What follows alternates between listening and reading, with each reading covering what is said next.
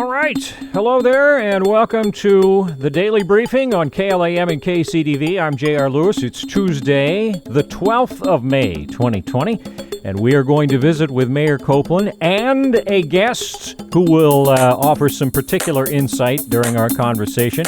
These shows heard in the 1 p.m., 5 p.m., and 8 p.m. hours on the Clam and the Eagle, also archived at youtube.com/Cordova TV.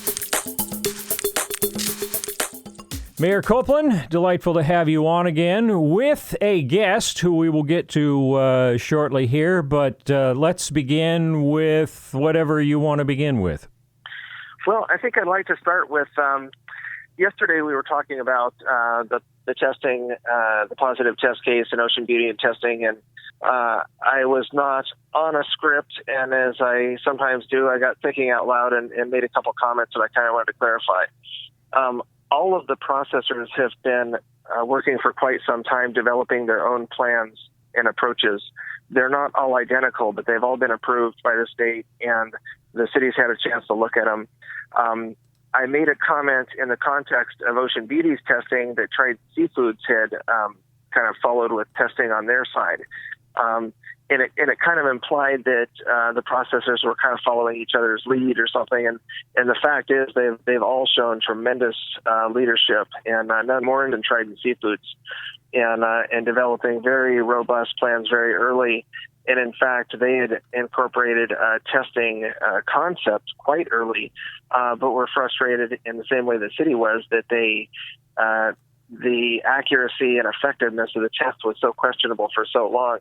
The point I was trying to make is that they had a fantastic plan in place, but once just very recently the tests were accurate and became available, they added that. It was above and beyond their plan, and that was the thing that I was really trying to underscore, is that Trident Seafoods has been not only put really rock solid plans in place, but they've kind of seen that not as a maximum, but as a minimum, and have continued to add and strengthen their plan when tools became available. So that's what I was really trying to communicate there. Okay. Well, and it's always going to be challenging in any form of communication to always be right on the right page. Sometimes just getting one word backwards can change the whole meaning of the thing. So thank you for being willing to do that.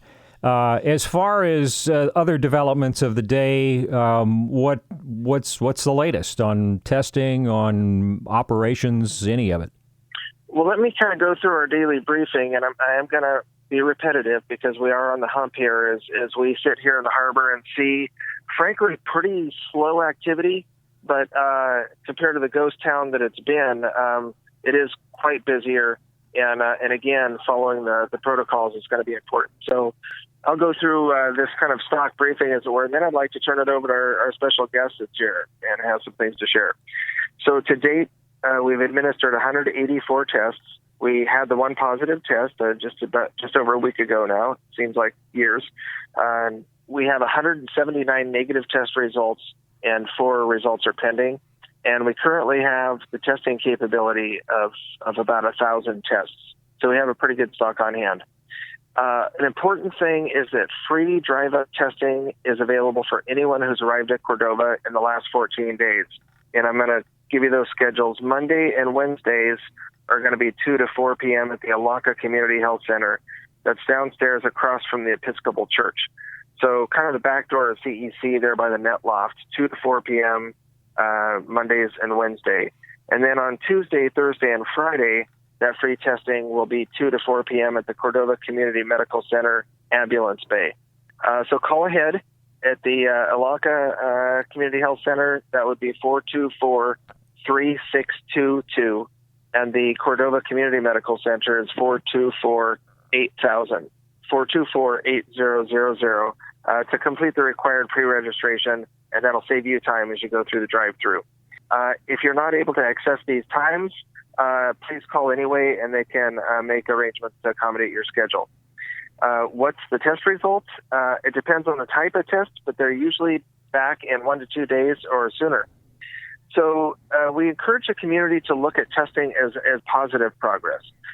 Testing empowers the community, and the medical team hopes to increase the amount of testing in coming weeks, with the assistance of the state of Alaska. And what that really helps us do is prevent the spread. So everybody wins from that. If we prevent spread, we'll have a fishing season, we'll keep the community safe, and we'll meet our goals. So there's a lot of rumors about testing and causes and mandates. So again, it's important to know the facts. Look for professional information that's supported by multiple professional sources. You can even go to factcheck.org or Snopes.com. Ask for the source of information that's shared with you and make sure it's a credible source. What's that? Source first, Facebook later. Continue to protect yourself by washing your hands, wearing a mask, and cleaning frequently touched surfaces. I know we're 9 weeks into this for the incident team, several weeks for the community. It's hard to maintain a level of vigilance, but this week in particular, as we get the fishery started off, and we have a lot of activity in close proximity, important to follow those rules. And one of the best sources of information is our own city's COVID-19.cityofcordova.net website. So the rules in place, just another reminder, quarantine. These are in the yellow phase of reopening that we're in now. Anyone arriving in Cordova from out of state, including residents of Cordova, must self-quarantine for 14 days. The only exemption for that is essential healthcare and emergency services employees. Wearing masks is required in Cordova. City code requires everyone to wear masks at all times on the docks, in the harbor, and while in public places and local businesses, including the gas station. Remember, it protects you, but more importantly, it protects somebody else. I want to give a special shout out to the Marketing Association and CDFU for providing masks to the fishing fleet. Just another example of Cordovans helping Cordovans. Remember the social distancing rules. Gatherings of no more than 20 people are allowed, but you have to maintain that social distance of 6 feet. And please be respectful of the protective measures put in place by our local businesses. They're striving to serve the community, but also to protect their employees and their businesses. So please thank them for taking those measures to keep us safe.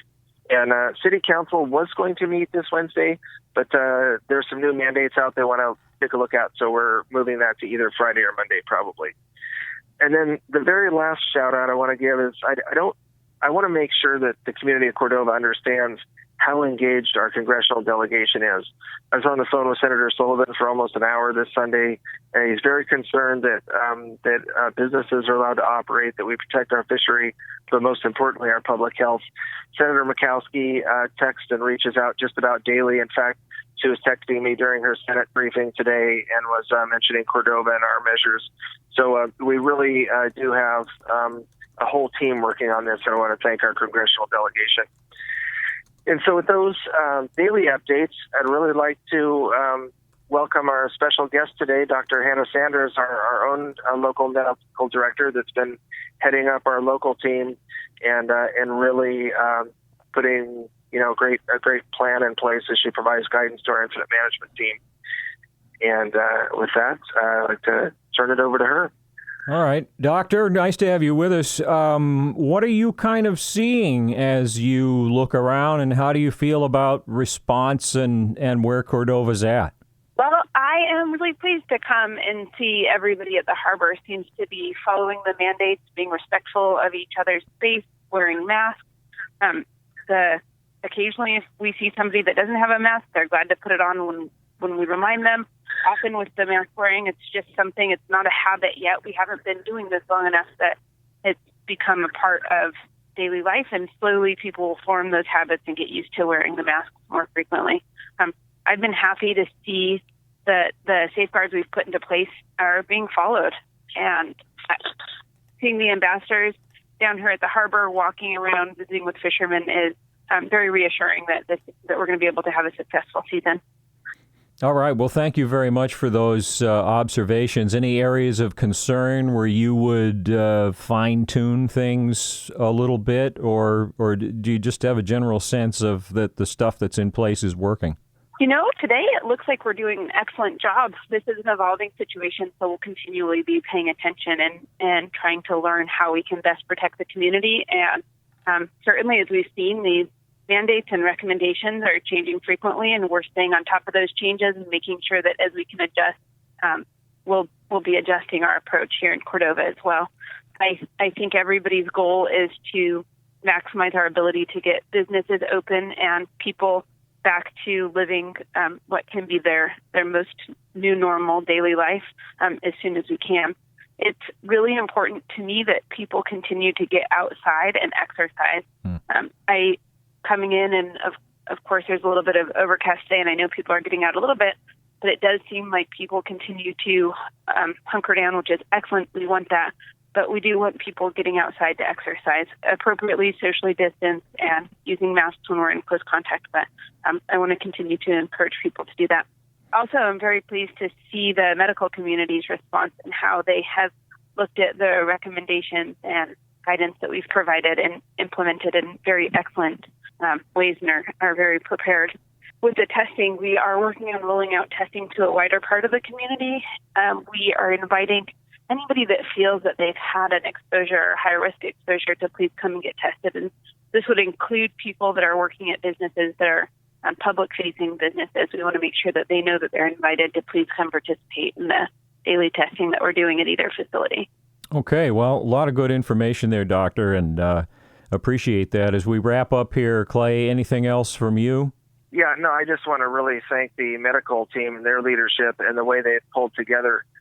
This really is the model that we've been striving for, where our Elanca Clinic, our community health center, our public health nurse all work together to put good plans in place to meet our daily health needs and any surfacing needs. And I hope it's a model for the future, coordinated healthcare.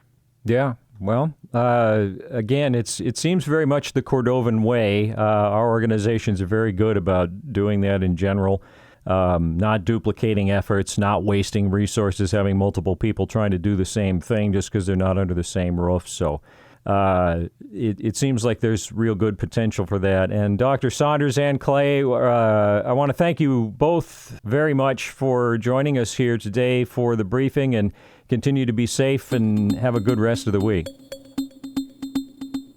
Thank you to our guests for joining us on the daily briefing here for May the 12th.